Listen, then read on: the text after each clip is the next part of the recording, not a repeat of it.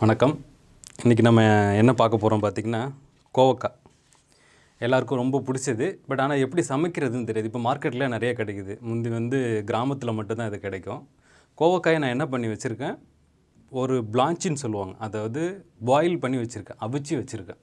ஒரு கொதியில் போட்டு தண்ணி கொதிக்குது. கொதித்தோன்னே இந்த மாதிரி கட் பண்ணாவே போதும். ரொம்ப நைஸாக கட் பண்ணணும் தேவையில்ல. இந்த பாருங்கள், இந்த மாதிரி தடிமன் அளவுக்கு கட் பண்ணிவிட்டு அதில் கொஞ்சமாக உப்பும் போட்டுக்கிட்டால் மஞ்சத்தூளும் போட்டுக்கலாம். நான் மஞ்சத்தூள் போடல, உப்பு மட்டும் போட்டு அவிச்சு எடுத்து வச்சுருக்கேன். இந்த மாதிரி சிவப்பு கலர் கூட யூஸ் பண்ணலாம். இது நம்ம சின்ன பிள்ளையில் பச்சையாகவே சாப்பிடுவாங்க. இதையும் யூஸ் பண்ணலாம். இந்த மாதிரி அவிச்சு ரெடியாக எடுத்து வச்சுருக்கேன். இப்போ கடாய் சூடாச்சு, எண்ணெய் ஊற்றலாம். தேவையான அளவு கடலெண்ணெய் ஊற்றுறோம்.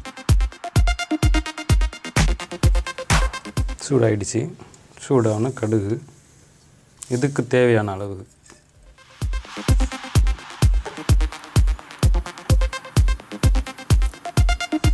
கடுகு பொரியுது. பொரிஞ்சோன்னே இதுக்கு வெறும் உளுத்தம்பருப்பு மட்டும் சேர்த்திங்கனாவே போதும். ரொம்ப சுவையாக இருக்கும், க்ரன்ச்சியாகவும் இருக்கும். உளுத்தம்பருப்பு,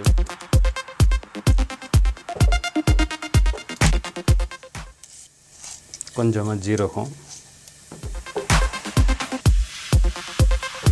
அதுக்கப்புறமா வெறும் இஞ்சி விழுது மட்டும் நான் அரைச்சி வச்சுருக்கேன். தோலை எடுத்துட்டு அது சேர்த்துங்க.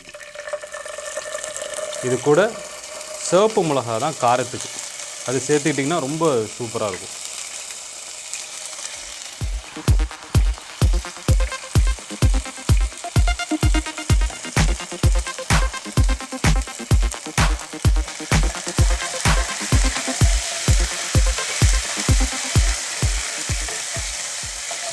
நல்லா பொரிஞ்சிருச்சு.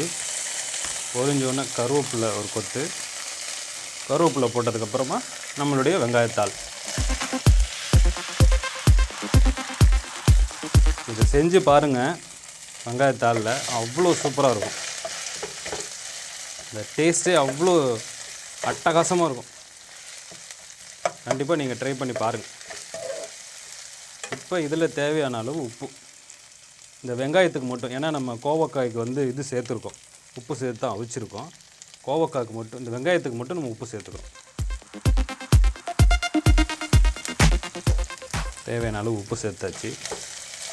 இந்த வெங்காயமும் நல்லா வதங்குது.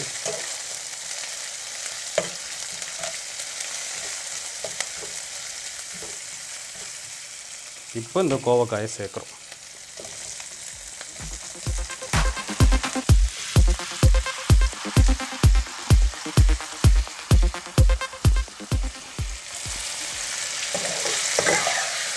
கோவக்காயை சேர்த்ததுக்கப்புறமா நல்லா வதக்குறோம்.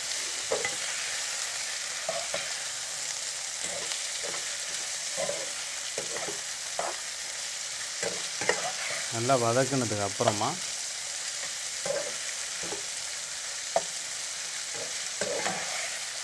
ரெண்டு நிமிஷத்தில் வதங்கிடும்.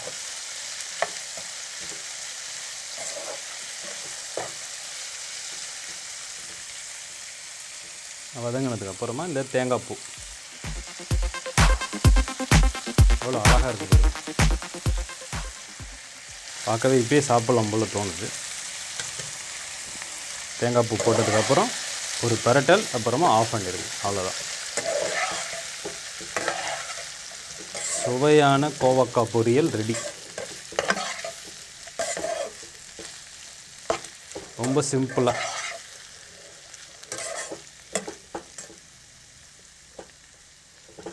கண்டிப்பாக எல்லாருமே ட்ரை பண்ணி பாருங்கள்.